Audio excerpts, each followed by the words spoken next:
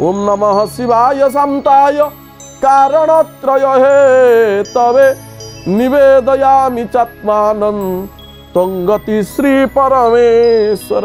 यही मंत्र रे महाप्रभु निकट रे आपण जो मंत्र को जप करुथिबे 27 थर जप करिवे।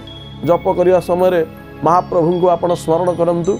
हे शंकर भगवान, हे आशुतोष, हे महादेव, मो शरीर समस्त रोग हरण कर प्रभु। मोर विशुद्ध चक्र को शुद्ध कर दियो एवं मो भितरु ये जो थाइरॉइड नामक रोग से रोग को दूरे दियो। यहीपरि भाव में आपण सकारात्मक चिंतन रे महाप्रभु चरण रे निजकु समर्पण पूर्वक ध्यान भक्ति पूर्वक ये प्रयोगटी करिवे। देखिए आज्ञा निश्चित भाव में ये प्रयोग फलवर्ती हेबो एवं आपण रोग मुक्त होइजिवे।